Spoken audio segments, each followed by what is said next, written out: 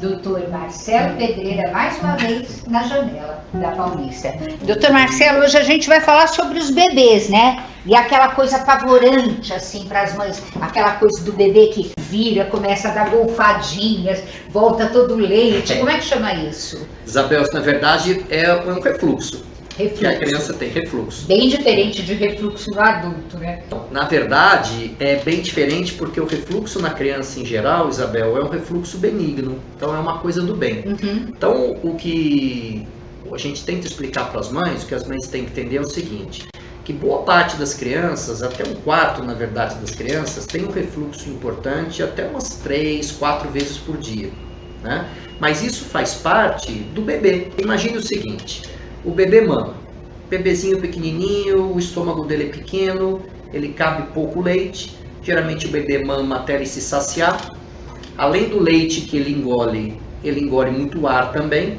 então o estômago se infla rapidinho. Né? E o que acontece? O bebê não quer mais mamar, se está mamando no peito, numa madeira, ele tira a boquinha e a mãe o que faz? Bota para arrotar. O botar para arrotar, na verdade, é para você poder tirar aquele ar que ele ingeriu, né? E o leite, na verdade, poder descer com mais facilidade.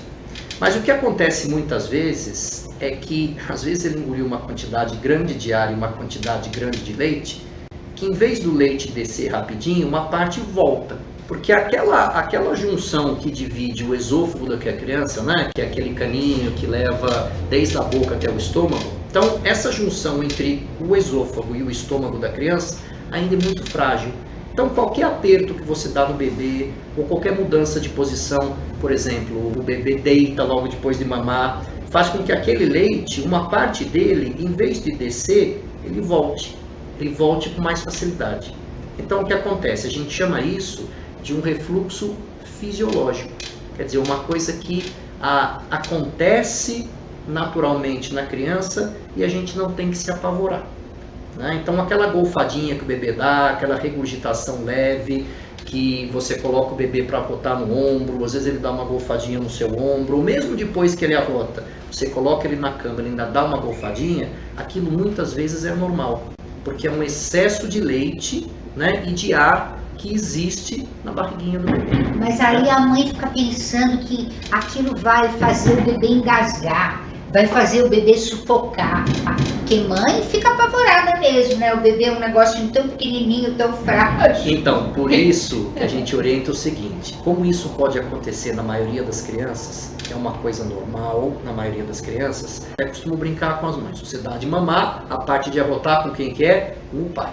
Né? Certo, você dá pro pai fazer. Tem mãe que pai não. Tem que participar. Tem mãe que fala, não, eu faço tudo. Mas você fala, coloca, deixa o pai participar da mamada, né? Mas mesmo você coloca o bebê com muito cuidado. O bebê pequenininho, ele tem uma posição um pouquinho mais que a gente chama de sapinho. Ele parece um sapinho, a perna fica dobrada.